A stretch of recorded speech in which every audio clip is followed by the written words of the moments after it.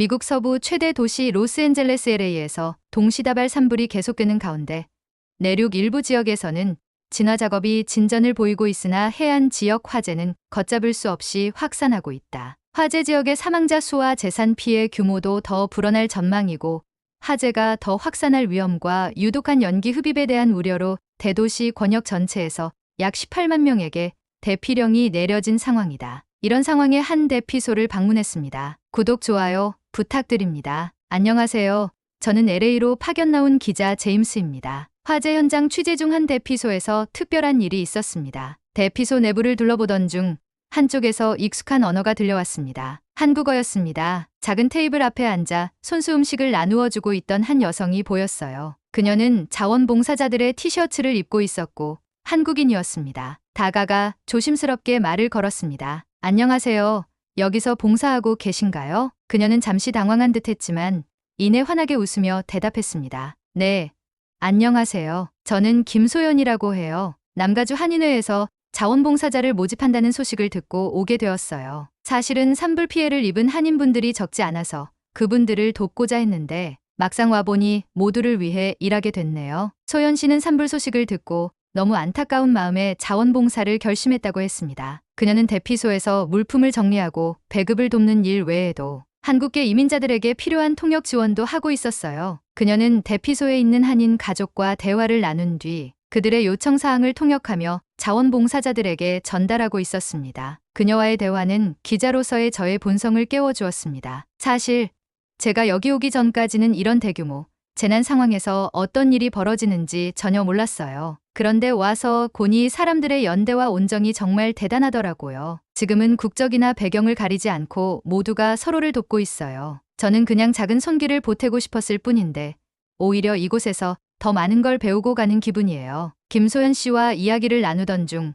그녀는 자주 대피소를 돌아다니며 사람들을 돕고 있었는데 한 손에는 작은 노트를 들고 다녔습니다. 제가 궁금해서 물어보니 그녀는 이렇게 대답했습니다. 이 노트요? 피해자분들이 필요로 하는 물품이나 전달하고 싶은 이야기를 적는 거예요. 사람들이 바로 말로 표현하기 어려운 경우도 많거든요. 이 노트가 도움을 주는데 큰 역할을 하고 있답니다. 그녀가 대화를 나누는 동안 저는 그녀를 유심히 관찰했습니다. 온종일 봉사로 지쳤을 법도 한데 그녀의 얼굴에는 미소가 떠나지 않았습니다. 어느 순간 그녀가 주변 사람들에게 혹시 음식이나 물이 더 필요하세요? 라고 물으며 꼼꼼히 챙기는 모습은 깊은 인상을 남겼습니다. 그러다 소연 씨는 한 가지 제안을 했습니다. 기자님도 잠깐 봉사를 도와보시는 건 어때요? 이렇게 현장에서 직접 참여해 보시면 이 상황을 더 깊이 이해하실 수 있을 거예요. 순간 저는 주저했지만 그녀의 제안에 따라 작은 일을 돕기 시작했습니다. 먼저 물품 분류 작업부터 참여했습니다. 생수, 통조림, 담요 등을 분류하고 필요한 물품들을 각 구역에 나누어 배치하는 일이었습니다. 그러던 중 한 가족이 저에게 다가와 말을 걸었습니다. 저희 아이가 밤에 추위를 많이 타는데 혹시 두꺼운 담요를 하나 더 받을 수 있을까요? 저는 그 요청을 소연 씨에게 전달했고 그녀는 웃으며 곧바로 두꺼운 담요를 건네주었습니다. 그 가족은 깊이 고개 숙이며 감사의 뜻을 전했고 저는 이 작은 일이 그들에게 얼마나 큰 힘이 되었는지 깨달았습니다. 또한 그녀는 대피소 주변에서 운영되는 자발적 무료급식소로 저를 안내했습니다. 그곳은 또 다른 한국계 봉사자들이 운영하는 곳이었는데 손수 준비한 비빔밥과 김밥, 간단한 국물 요리를 나눠주고 있었습니다. 우리가 가진 건 작지만 따뜻한 한 끼라도 나눠드리고 싶어서 준비했어요라며 웃는 봉사자들의 모습이 참 인상적이었어요. 이처럼 단순히 취재만 하러 왔던 제 하루는 봉사활동으로 이어지며 새로운 경험을 쌓게 되었습니다. 제가 직접 참여하고 느끼는 과정에서 이곳 사람들이 서로를 돕는데 얼마나 헌신적인지 몸소 체험할 수 있었죠. 김소연 씨는 저에게 마지막으로 이렇게 말했습니다. 기자님, 이곳에서 본 이야기를 꼭 많은 사람들에게 전해주세요. 작은 도움이라도 모이면 큰 힘이 된다는 걸 알려주세요. 김소연 씨와 함께 봉사활동을 하며 느낀 것은 이곳에 있는 사람들, 각자가 작은 기적을 만들어가고 있다는 사실이었습니다. 그녀는 단순히 물자만 나누어주는 것이 아니라 사람들의 마음까지 어루만지고 있었어요. 물품 분배가 한창 진행되던 중 한 노부부가 조용히 대피소로 들어왔습니다. 두 분 모두 초췌한 모습이었지만 그중 할머니는 부축 없이는 제대로 걷기 힘들 정도로 지쳐 보였습니다. 할머니, 어디 많이 불편하신가요? 소연 씨가 다가가 조심스럽게 물었습니다. 할머니는 처음에는 대답을 망설였지만 이내 떨리는 목소리로 말을 꺼냈습니다. 집이 다 타버렸어요. 몇십 년 동안 살던 집인데 지금은 아무것도 없습니다. 여긴 손녀딸이 데려다 준 곳이에요. 할아버지는 할머니의 손을 꼭 잡고 계셨습니다. 김소연 씨는 그들의 말을 끝까지 경청한 뒤 곧바로 상황을 정리해 자원봉사자들에게 할머니가 필요로 할 물품과 의약품을 요청했습니다. 그리고 제게 작은 목소리로 말했죠. 기자님, 보셨죠? 단순히 물품을 나누는 것만으론 부족해요. 이분들은 누군가 자신의 이야기를 들어주고 있다는 사실만으로도 큰 위로를 받아요. 그녀의 말처럼 대피소는 단순한 물질적 지원의 공간을 넘어 사람들의 상처를 치유하는 공간으로 느껴졌습니다. 이어지는 봉사 속에서 저는 다른 한국인 봉사자들도 만날 수 있었습니다. 한 중년의 남성은 산불 소식을 듣고 자발적으로 김밥을 만들어 대피소로 가져왔습니다. 원래는 식당을 운영하고 있었는데 가게에서 쉬는 날이라 아내와 함께 작은 도움이라도 보태고 싶었어요. 사실 이런 상황에선 음식 한 끼도 큰 위로가 될 수 있잖아요. 그분의 말처럼 음식 하나에도 마음이 담겨 있었고 이를 받은 사람들의 얼굴엔 작은 미소가 피어났습니다. 봉사자들끼리의 협력도 놀라웠습니다. 서로의 역할을 자연스럽게 나누며 혼란 없이 움직였고 그들의 조화로운 모습은 마치 오랜 시간 함께해 온 팀처럼 보였어요. 김소연 씨는 봉사를 마칠 시간이 다가오자 저를 대피소의 한쪽 벽으로 안내했습니다. 그곳에는 아이들이 그린 그림과 사람들이 남긴 작은 메모들이 빼곡히 붙어 있었습니다. 한 아이의 그림에는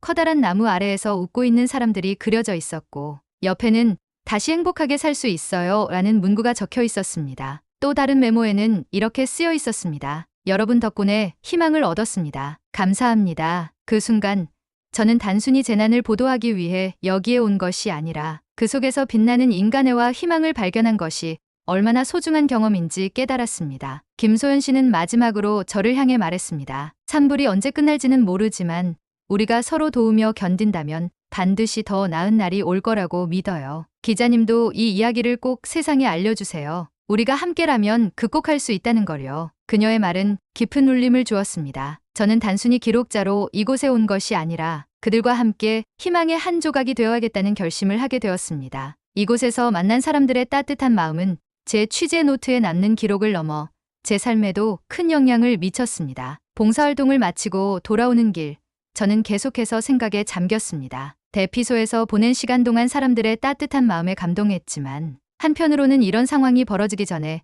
더 많은 준비가 되어 있었다면 어땠을까 하는 아쉬움도 남았어요. 그리고 문득 한국의 재난대처 시스템이 떠올랐습니다. 제가 예전에 한국에 있을 때 경험했던 일이 있습니다. 여름철 장마로 인해 큰 홍수가 발생했을 때였죠. 당시 저는 서울에 머물고 있었는데 놀랍게도 지자체에서 빠르게 비상 문자를 보내고 대피소 정보를 제공하며 각 지역마다 자원봉사자가 자발적으로 움직이고 있었습니다. 무엇보다 기억에 남는 것은 한국에서는 평소에도 재난 대비 훈련이 잘 이루어지고 있다는 점이었습니다. 재난 상황이 발생하면 사람들이 신속히 대처할 수 있는 체계가 갖춰져 있었고 지역사회에서 서로를 돕는 문화가 굉장히 자연스러웠죠. 당시의 경험을 떠올리며 저는 퍼시픽 팰리세이즈와 이튼 산에서의 상황을 다시 한번 생각해봤습니다. 이곳에서도 사람들이 서로를 돕고 있었지만 구조적으로는 조금 더 개선될 수 있는 부분들이 보였습니다. 예를 들어 대피소 내에서 물품이 분류되는데 시간이 꽤 걸렸고 통역이나 특수 상황을 지원할 인력이 부족했기 때문에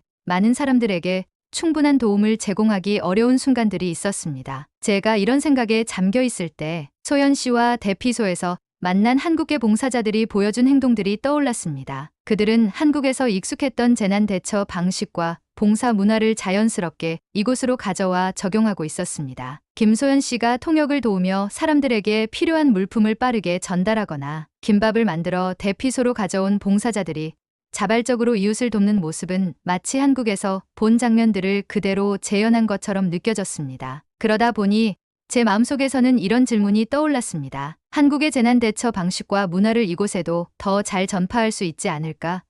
사람들이 서로를 돕는 데 필요한 지식과 자원이 함께한다면 더 많은 사람들이 힘을 합칠 수 있지 않을까? 이 질문의 답을 찾고자 저는 한국에서 재난 대처 전문가로 일하고 있는 한 친구에게 연락했습니다. 그는 이렇게 말했습니다. 한국에서는 공동체의 힘을 굉장히 중요하게 여겨요. 단순히 정부의 지원만이 아니라 이웃끼리 서로를 돕는 문화가 잘 자리 잡고 있죠. 그래서 재난이 발생했을 때 사람들이 스스로 나서서 돕는 경우가 많습니다. 이런 점들을 다른 나라에서도 배울 수 있지 않을까요? 그의 말은 제게 깊은 영감을 주었습니다. 대피소에서 만난 김소연 씨와 한국계 봉사자들, 그리고 한국에서의 경험을 연결 지어보니 제가 해야 할 일이 분명해졌습니다. 단순히 이곳 상황을 기록하는 것에서 멈추지 않고 한국의 사례를 통해 더 나은 대안을 제안할 수 있다면 이곳 사람들에게도 큰 힘이 될 수 있을 거란 확신이 들었습니다. 저는 이 생각을 바탕으로 다시 대피소로 돌아갔습니다. 그리고 소연 씨와 만난 뒤 그녀에게 제 생각을 이야기했습니다. 소연 씨,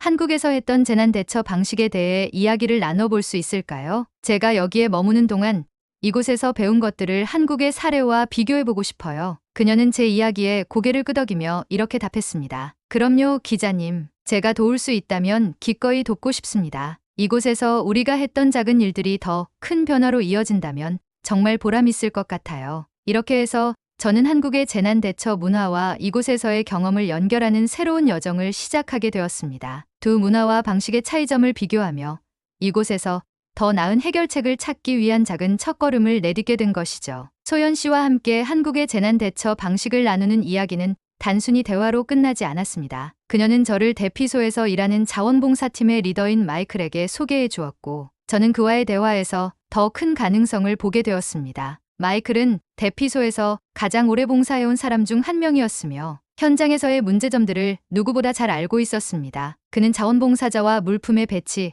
대피소의 운영 방식 등에서 더 나은 방법을 찾고 있다고 했습니다. 김소연 씨가 통역을 도와주며 제안을 이어갔습니다. 마이클, 한국에서는 대피소 운영이 지역 주민들과 밀접하게 연계돼 있어요. 예를 들어 대피소 주변 주민들이 협력해 긴급 물품을 준비하거나 특정 시간에 맞춰 물자를 나눠주는 시스템이 잘 갖춰져 있죠. 이런 방식을 참고해보면 어떨까요? 마이클은 흥미로워하며 더 많은 정보를 물었습니다. 저는 한국에서 흔히 볼 수 있는 재난 문자 시스템과 대피소 안내 앱, 그리고 대피소에서 자발적으로 이루어지는 주민 간의 협력 사례들을 이야기했습니다. 특히 소연 씨가 한국의 지역 커뮤니티, 봉사 네트워크를 예로 들며 위급 상황에서 자원봉사자가 바로 필요한 곳으로 연결될 수 있는 시스템을 설명하자 마이클은 크게 고개를 끄덕였습니다. 그런 시스템이 정말 흥미롭네요. 우리는 여기서도 자원봉사자가 많지만 그들을 체계적으로 배치하는 게 항상 어려웠어요. 특히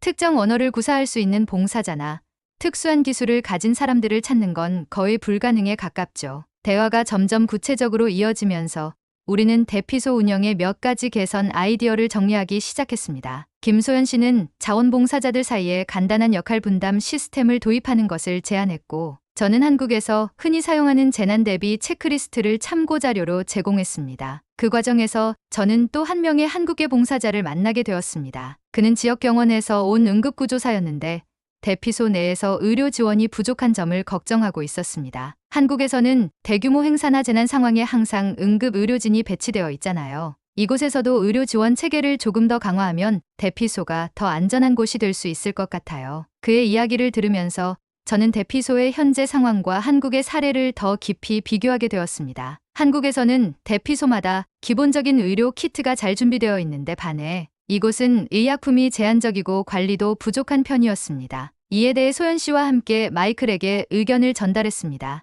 의료 지원이 강화되면 대피소에 머무는 사람들의 불안감이 훨씬 줄어들 거예요. 기본적인 의약품뿐만 아니라 의료진이 정기적으로 방문할 수 있는 시스템을 도입하는 것도 고려해보면 좋겠어요. 마이클은 우리의 의견을 긍정적으로 받아들이며 지역병원 및 의료단체와의 협력을 논의해보겠다고 했습니다. 지금까지는 단순히 생존에 필요한 물품을 제공하는 데 초점을 맞췄다면 앞으로는 사람들의 안전과 심리적 안정을 함께 고려해야겠다는 생각이 들어요. 여러분 덕분에 새로운 시각을 배웠습니다. 이 대화를 계기로 대피소의 운영 방식에 작은 변화의 바람이 불기 시작했습니다. 소연 씨와 저는 마이클에게 한국에서 효과적이었던 사례들을 정리해 문서로 전달하기로 했습니다. 그리고 그는 이를 바탕으로 자원봉사자와 지역 주민들에게 새로운 운영 방식을 제안해보겠다고 약속했습니다. 그날 밤 저는 숙소로 돌아가며 문득 이런 생각이 들었습니다. 작은 변화라도 시작할 수 있다면 그것이 곧 더 큰 움직임으로 이어질 수 있다는 사실을 이곳에서 배웠다고요.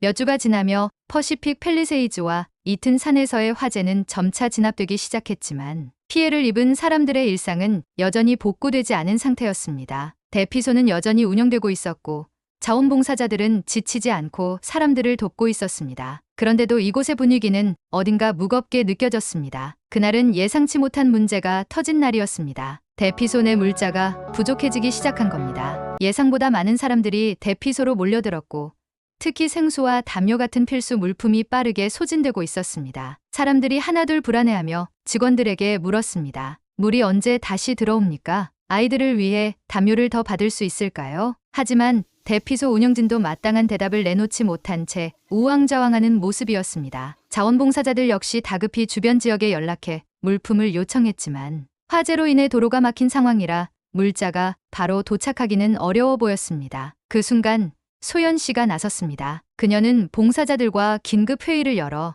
남아있는 물자를 최대한 효율적으로 나누는 방법을 논의하기 시작했습니다. 남아있는 생수는 아이들과 노약자들에게 우선적으로 배분해야 합니다. 다른 분들에게는 근처 지역에서 물을 구할 수 있도록 안내할게요. 이 상황을 모두가 이해하실 수 있도록 정확히 전달해야 합니다. 그녀의 냉철한 판단 덕분에 대피소는 금세 안정을 되찾았습니다. 봉사자들은 지체 없이 물자를 나누기 시작했고 김소연 씨는 사람들에게 다가가 차분히 상황을 설명했습니다. 여러분, 우리가 가진 물자를 최우선적으로 필요한 분들에게 나누고 있어요. 곧 추가 물품이 도착할 예정이니 조금만 기다려 주세요. 하지만 저는 여전히 불안감을 느꼈습니다. 이렇게 어려운 상황이 계속된다면 대피소 운영 자체가 위태로울 수도 있겠다는 생각이 들었죠. 그러던 중 마이클이 저를 찾아와 말을 건넸습니다. 지금 상황이 어렵지만 모두가 협력하고 있어요. 특히 소연 씨가 보여준 한국식 대처방을 우리가 배울 수 있었다는 게 정말 큰 도움이 됐습니다. 그는 몇 주 전 우리가 나눈 이야기를 떠올리며 한국의 재난 대응 방식을 조금씩 현지에 적용하기 시작했다고 했습니다. 지역 병원과의 협력으로 의료 지원이 강화되었고 자원봉사자들이 보다 체계적으로 움직일 수 있도록 역할 분담 체계가 도입되었습니다. 이로 인해 대피소는 이전보다 훨씬 효율적으로 운영될 수 있었죠. 하지만 아직 끝난 것은 아니었습니다. 저는 이런 질문을 던졌습니다. 지금의 작은 변화가 충분할까요? 더 많은 사람들이 지원에 참여할 수 있도록 하려면 어떻게 해야 할까요? 이 질문에 대해 소연 씨와 마이클은 하나의 답을 내놓았습니다. 우리가 지금 이곳에서의 경험과 배움을 더 많은 사람들에게 알리는 겁니다. 모두가 작은 역할을 할 수 있다면 더 큰 힘이 만들어질 거예요. 그날 밤 대피소로 새로운 물자가 도착했습니다. 모든 사람의 얼굴에는 안도의 미소가 떠올랐습니다. 하지만 저는 이곳에서 배운 한 가지 교훈을 마음속에 새기고 있었습니다. 재난은 단순히 한 지역이나 한 나라의 문제가 아니라 전 세계가 함께 해결해야 할 문제라는 사실이었습니다. 소연 씨는 마지막으로 제게 이런 말을 남겼습니다. 작은 도움이라도 모이면 기적이 될 수 있어요. 우리 모두 그걸 잊지 않았으면 좋겠어요. 구호물품이 도착하고 나서 대피소는 잠시 안정을 되찾았지만 그날의 긴장은 여전히 제 마음속에 남아 있었습니다. 소연 씨와 자원봉사자들의 노력 덕분에 물자 부족 사태는 해결되었지만 저는 이곳 사람들이 겪고 있는 어려움이 단지 물자 문제로만 끝나지 않는다는 것을 깨달았습니다. 대피소를 돌아보던 중 한쪽 구석에서 조용히 울고 있는 소년을 발견했습니다. 소년은 10살쯤 되어 보였는데 누군가가 가져다준 장난감을 손에 쥐고 있었습니다. 저는 조심스럽게 다가가 말을 걸었습니다. 괜찮니? 무슨 일 있니? 소년은 한참 동안 대답하지 않다가 떨리는 목소리로 말했습니다. 우리 강아지가 사라졌어요. 이제 어디서 살아야 할지도 모르겠어요. 그 말을 듣는 순간 제 마음이 찢어질 듯 아팠습니다. 소년의 부모님도 곁에 없었습니다. 대피소 운영진에게 물어보니 부모님은 피해 복구 지원을 신청하기 위해 다른 지역에 간 상태라고 했습니다. 소년은 그동안 대피소에서 혼자 지내며 부모님을 기다리고 있었습니다. 이 소식을 들은 김소연 씨는 소년 곁으로 다가가 손을 잡으며 조용히 말했습니다. 지금은 많이 힘들겠지만 분명히 좋은 일이 생길 거야. 강아지도 찾고 새 집도 구할 수 있을 거야. 우리 모두 너를 돕기 위해 여기 있단다. 소년은 그녀의 말에 고개를 끄덕이며 살짝 미소를 보였습니다. 그 순간 저는 한 가지 아이디어가 떠올랐습니다. 대피소에는 많은 사람들이 자신의 물품이나 도움을 제공하고 있었지만 여전히 잃어버린 가족이나 반려동물을 찾는 사람들도 많았습니다. 저는 김소연 씨와 마이클에게 이 아이디어를 이야기했습니다. 우리가 대피소에 작은 게시판을 만들면 어떨까요? 잃어버린 가족, 반려동물, 필요한 물품 등을 적어서 서로 정보를 공유할 수 있게요. 모두가 더 쉽게 도움을 받을 수 있을 거예요. 그 아이디어는 즉시 실행되었습니다. 대피소 한쪽 벽에 게시판이 세워졌고 사람들이 하나둘 자신의 이야기를 적기 시작했습니다. 잃어버린 가족의 사진, 잃은 반려동물의 특이사항, 필요한 물품에 대한 요청 등 다양한 메시지가 빠르게 게시판을 채웠습니다. 김소연 씨와 자원봉사자들은 게시판에 적힌 정보를 꼼꼼히 확인하며 필요한 도움을 제공하기 위해 움직였습니다. 그리고 놀라운 일이 벌어졌습니다. 며칠 뒤 게시판을 통해 소년의 강아지가 근처 지역에서 발견되었다는 소식이 전해졌습니다. 강아지를 데려온 사람은 자신도 화재 피해로 집을 잃은 이웃이었지만 길에서 방황하는 강아지를 보고 구조했다고 했습니다. 강아지와 재회한 소년은 기쁨에 겨워 강아지를 꼭 끌어안으며 눈물을 흘렸습니다. 그 모습을 본 사람들 모두가 박수를 보냈고 대피소는 오랜만에 따뜻한 웃음소리로 가득 찼습니다. 그날 이후 게시판은 단순한 정보 공유의 공간을 넘어 대피소 사람들 사이의 희망과 연결의 상징이 되었습니다. 소연 씨는 저에게 말했습니다. 작은 아이디어 하나가 이렇게 많은 사람들에게 힘이 될 줄은 몰랐어요. 기자님, 우리 모두가 함께할 때 더 큰 변화를 만들 수 있다는 걸 이곳에서 배웠어요. 그날 밤 저는 대피소에서의 경험을 곱씹으며 다시 한번 다짐했습니다. 제가 이곳에서 본 희망과 연대의 이야기를 반드시 더 많은 사람들에게 전해야겠다고요. 화재가 발생한 지 한 달이 지나면서 대피소를 떠나 각자의 삶으로 돌아가는 사람들이 하나둘 늘기 시작했습니다. 퍼시픽 팰리세이즈와 이튼 산의 잿더미 위에서도 사람들은 다시 일어설 준비를 하고 있었습니다. 화재로 인해 모든 것을 잃었던 사람들은 새로운 시작을 다짐하며 발걸음을 내디뎠습니다. 그리고 그들의 곁에는 언제나 자원봉사자들이 있었습니다. 김소연 씨와 저는 대피소의 마지막 날까지 현장에 머물렀습니다. 이제 대피소가 문을 닫는다는 소식에 사람들은 서로에게 마지막 인사를 건네고 있었습니다. 한 아이가 김소연 씨에게 다가와 꽃 한 송이를 건네며 말했습니다. 이건 이모님을 위한 선물이에요.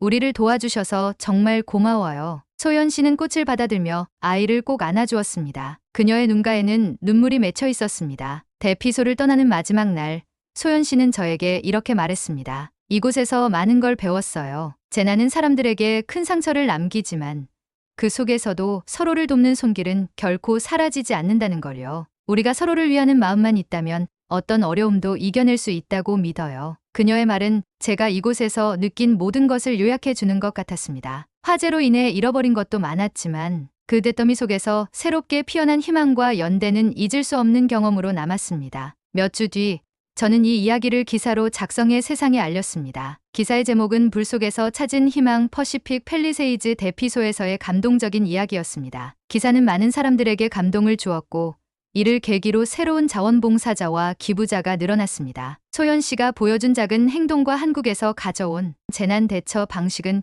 그들의 삶에 새로운 변화를 만들어냈습니다. 한 달 후 저는 김소연 씨에게서 연락을 받았습니다. 그녀는 이 경험을 계기로 본격적으로 재난 지원 봉사 활동을 이어가기로 했다고 말했습니다. 그녀는 다른 지역에서도 자신이 배운 것을 나누며 더 많은 사람들을 돕고 싶다고 했습니다. 그녀의 목소리에는 결의와 희망이 가득 차 있었습니다. 그리고 저도 이곳에서의 경험을 잊지 않기로 다짐했습니다. 기자로서 세상에 더 많은 희망의 이야기를 전하며 사람들에게 작은 도움이라도 될 수 있는 이야기를 쓰겠다고 말이죠. 퍼시픽 팰리세이즈의 화재는 많은 것을 앗아갔지만 그곳에서 만난 사람들의 연대와 사랑은 그 어떤 불길도 꺼트릴 수 없는 것이었습니다. 화마 속에서 피어난 희망의 불씨는 이제 더 많은 사람들의 마음속에 새로운 빛을 밝혀주고 있습니다. 이 이야기가 여러분에게도 희망의 메시지가 되기를 바랍니다. 다시 만날 때까지 여러분도 주변에 있는 작은 도움의 손길을 기억하며 살아가길 바랍니다. 함께라면 우리는 어떤 어려움도 이겨낼 수 있으니까요.